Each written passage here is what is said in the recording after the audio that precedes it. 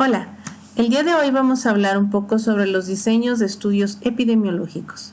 En el método epidemiológico, la evidencia de solidez científica en un estudio epidemiológico se refiere a la capacidad que tiene para generar o probar una hipótesis etiológica en el establecimiento de una asociación causa-efecto.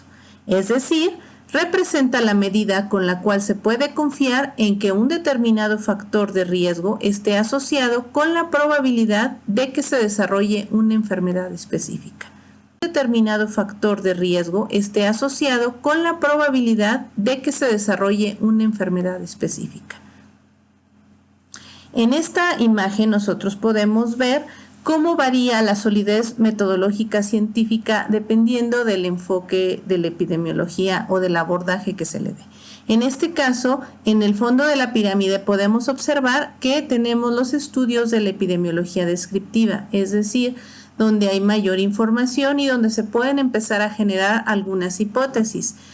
Es, sin embargo, en la etapa media de la pirámide donde tenemos a la epidemiología analítica, donde ya podemos empezar a generar asociaciones, es decir, podemos ver si hay una asociación entre la determinante o bien el factor de riesgo y nuestro efecto, en este caso es la enfermedad, ¿verdad? Si se fijan, en el caso de los estudios epidemiológicos que caben dentro de la clasificación de la epidemiología analítica, que son los estudios observacionales, pues son menos los estudios que hay en la epidemiología descriptiva. En la epidemiología descriptiva, pues se trata simplemente de generar hipótesis a partir de la observación de la población en general. Sin embargo, ya en la punta de la pirámide tenemos la epidemiología experimental. En este caso, el número de estudios que pertenecen o que se generan en esta zona, pues son menos. Sin embargo, la solidez metodológica científica es más alta, ya que aquí estamos hablando, por ejemplo, de los ensayos clínicos aleatorizados o bien de los estudios poblacionales. En este caso ya se genera más lo que es la causalidad. Se busca a encontrar una relación causal, ¿ok? En este caso ya empezamos a hablar sobre lo que son los estudios observacionales y los estudios experimentales, ¿verdad? Como les mencionaba, la epidemiología analítica pues se basa en estudios observacionales principalmente, y en este caso tenemos los estudios de caso y series de casos, los estudios ecológicos, los estudios transversales y los estudios de casos y controles y los estudios de cohorte. Sin embargo, en la categoría de estudios experimentales podemos observar que tenemos al ensayo clínico controlado, el ECA, el ensayo clínico aleatorizado o bien el ensayo comunitario. ¿Cuál es la diferencia entre los estudios observacionales y los experimentales? En el que el investigador, en el caso de los estudios experimentales, asigna la exposición, ¿sí? Él ya está diseñando las condiciones en las cuales quiere probar cierta hipótesis. Sin embargo, en los estudios observacionales, la asignación de la exposición no se da por el investigador, por el observador, sino simplemente se analiza la información que se genera en la población en cierto momento, ¿ok? Ahí tenemos, regresando a nuestra imagencita de la pirámide, donde vemos cómo varía la solidez metodológica científica. Vemos que en la parte baja de la pirámide tenemos los estudios transversales, los estudios ecológicos y los estudios de caso y series de caso. Es decir, esos tres tipos de estudios son los que menos evidencia nos dan o evidencia causal, ¿ok? Ahí se generan simplemente hipótesis que posteriormente pueden ser analizadas a mayor profundidad. Por ejemplo, en el caso de un estudio de corte, un estudio de causas y controles y un estudio transversal, ya van a tener los resultados obtenidos a partir de esos estudios nos van a dar una solidez metodológica científica más grande, es decir, vamos a tener una asociación. Aún no se puede demostrar causalidad, la causalidad se busca demostrar en los ensayos clínicos y en los ensayos comunitarios, que son los que nos proveen un poco más de solidez metodológica científica. Aunque llegar a probar causalidad pues puede llegar a ser muy difícil, sobre todo en los escenarios actuales y cuando se habla, por ejemplo, de exposiciones ambientales. En este caso, pues se hace una clasificación dependiendo de diferentes criterios. El primer criterio que vamos a platicar en esta presentación es la clasificación por temporalidad. En este caso, la temporalidad se va a definir según la secuencia que existe en el tiempo entre la fecha en la que se realiza el estudio mismo y la fecha en la que ocurrieron tanto la exposición como el resultado de esta, es decir, el factor de riesgo y luego la enfermedad. En este sentido, se van a separar en estudios prospectivos, entendiendo un estudio prospectivo en el cual la exposición a un factor de riesgo ya ha sucedido y se ha logrado identificar en el grupo que será estudiado y se espera observar más tarde el resultado de dicha exposición. En este caso, en esta clasificación caen los estudios de cohorte, los ensayos comunitarios y los ensayos clínicos. Los estudios prospectivos, cabe resaltar que inician con personas libres de la enfermedad, es decir, sin resultado. Sin embargo, la variación en la exposición al factor de riesgo en estudio en uno o más grupos de personas marca la pauta para seguirlos y observar la frecuencia con la que aparece el resultado en ellos. Por ejemplo, la incidencia de la enfermedad. Otra clasificación es un estudio retrospectivo. Cuando estamos hablando del criterio de temporalidad. Ya en este tipo de estudios ya ha ocurrido el resultado o desenlace y es posible identificarlo en un grupo de personas. La mayor parte de los estudios transversales y los estudios de casos y controles caen en esta clasificación. La observación fundamental consiste en comparar la frecuencia del antecedente de exposición o determinante en el grupo de personas con el resultado en contraste con las personas sin el resultado o enfermedad. Esto es, vamos hacia atrás, ¿verdad? Retrospectivo. También puede ser el caso en que ambos componentes históricos se combinen. En este caso estamos hablando de un estudio ambispectivo o histórico prospectivo, es decir, vamos hacia atrás y hacia adelante en el tiempo, respecto al antecedente de exposición, junto con el seguimiento hacia el futuro de la población en estudio para observar la población de la enfermedad. Otro de los criterios que se pueden clasificar es la direccionalidad. Entonces vamos, temporalidad, luego viene direccionalidad. En este caso se refiere al orden o secuencia con la cual la exposición al factor de riesgo o determinante y su efecto, es decir, el resultado, son investigados.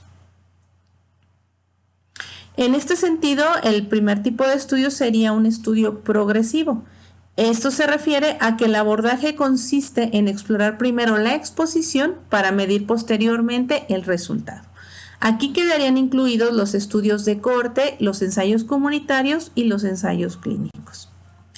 En el caso de un estudio regresivo, primero se hace la identificación del resultado para medir después la exposición al factor de riesgo. El mejor ejemplo en esta denominación es el estudio de casos y controles. También tenemos lo que es un estudio simultáneo, en este caso la recopilación de información de la exposición y del resultado se puede hacer al mismo tiempo, tal como sucede en el estudio transversal o en los estudios ecológicos. La direccionalidad se refiere a si el resultado se lleva a cabo a partir de la exposición de la enfermedad o resultado. Es decir, por ejemplo, tenemos un estudio progresivo, primero se da la exposición y posteriormente el resultado. Si es regresivo, partimos del resultado y posteriormente buscamos la exposición. O bien puede ser simultáneo, ya que tenemos la exposición y el resultado al mismo tiempo. En cuanto al criterio de grupos de comparación, puede ser un grupo único, si estamos hablando de series de casos o estudios ecológicos de tendencias donde hay un solo grupo observado a través del tiempo.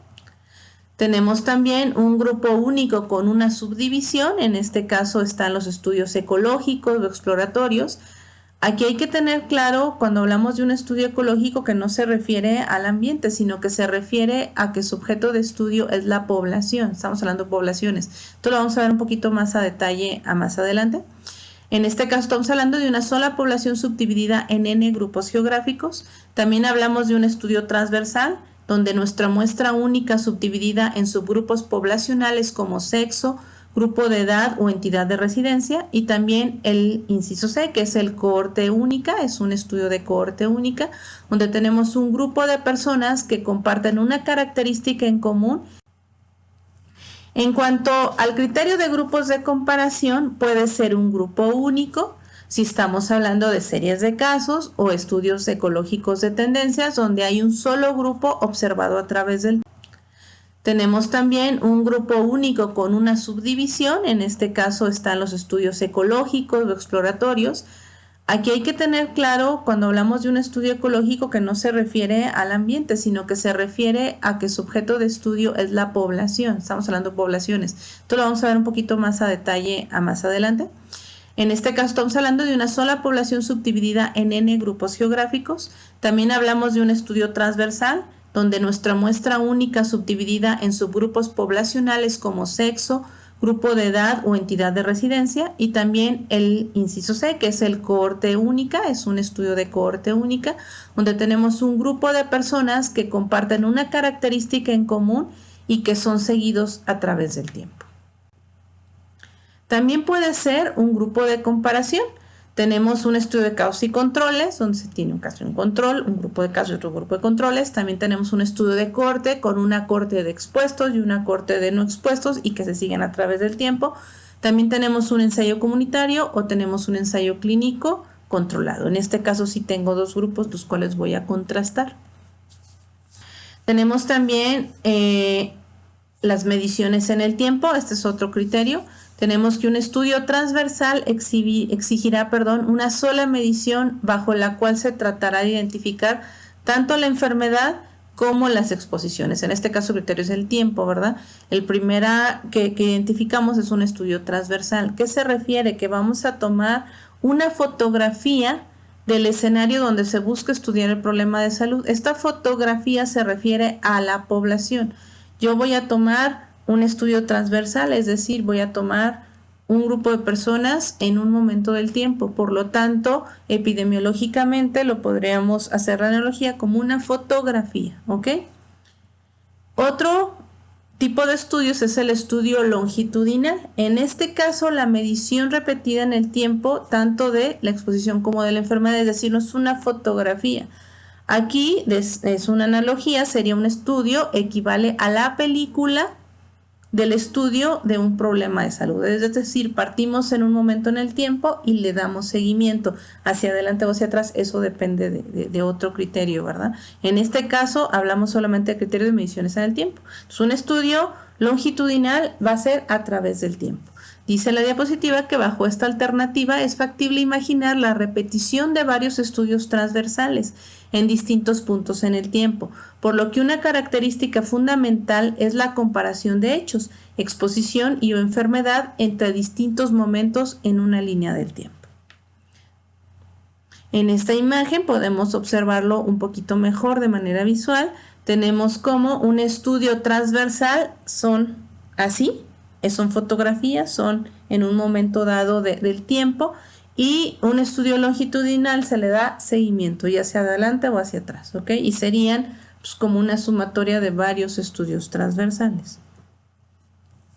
En cuanto al criterio de tipo de fuentes de datos, se pueden definir los estudios como fuentes primarias, se pueden clasificar, como fuentes primarias. Los estudios que utilizan fuentes primarias van a ser estudios diseñados ex profeso, es decir, la información necesaria para conformar dicho estudio será obtenida de primera mano, diseñando estrategias de recolección de información mediante cuestionarios, mediciones intencionales, pruebas de laboratorio o imagen, de tal forma que tanto la exposición como la enfermedad serán definidas bajo. Tenemos también las mediciones en el tiempo. Este es otro criterio. Tenemos que un estudio transversal exigirá una sola medición bajo la cual se tratará de identificar tanto la enfermedad como las exposiciones. En este caso, el criterio es el tiempo, ¿verdad? El primero que identificamos es un estudio transversal. ¿Qué se refiere? Que vamos a tomar una fotografía del escenario donde se busca estudiar el problema de salud. Esta fotografía se refiere a la población. Yo voy a tomar un estudio transversal, es decir, voy a tomar un grupo de personas en un momento del tiempo. Por lo tanto, epidemiológicamente lo podríamos hacer la analogía como una fotografía, ¿ok? Otro tipo de estudios es el estudio longitudinal. En este caso, la medición repetida en el tiempo, tanto de la exposición como de la enfermedad, es decir, no es una fotografía. Aquí es una analogía, sería un estudio, equivale a la película del estudio de un problema de salud. Es decir, partimos en un momento en el tiempo y le damos seguimiento hacia adelante o hacia atrás. Eso depende de otro criterio, ¿verdad? En este caso, hablamos solamente de criterio de mediciones en el tiempo. Entonces, un estudio longitudinal va a ser a través del tiempo.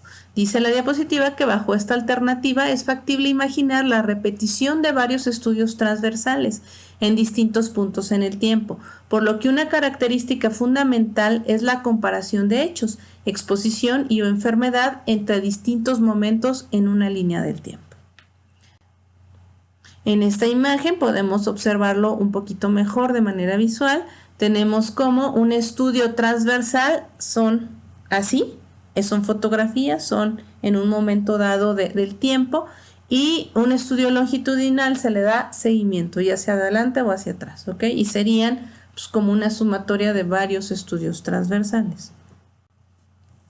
En cuanto al criterio de tipo de fuentes de datos, se pueden definir los estudios como fuentes primarias, se pueden clasificar, como fuentes primarias. Los estudios que utilizan fuentes primarias van a ser estudios diseñados ex profeso, es decir, la información necesaria para conformar dicho estudio será obtenida de primera mano, diseñando estrategias de recolección de información mediante cuestionarios, mediciones intencionales, pruebas de laboratorio o imagen, de tal forma que tanto la exposición como la enfermedad serán definidas bajo criterios explícitos en el estudio.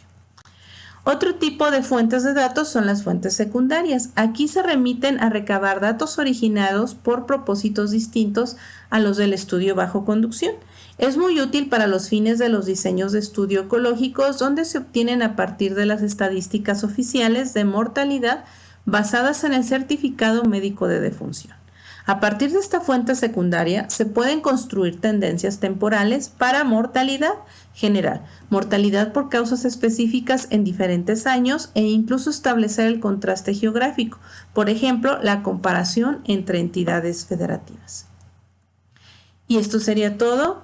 Les mando un saludo, los dejo, cuídense mucho y nos seguimos viendo aquí en este canal de YouTube. Gracias.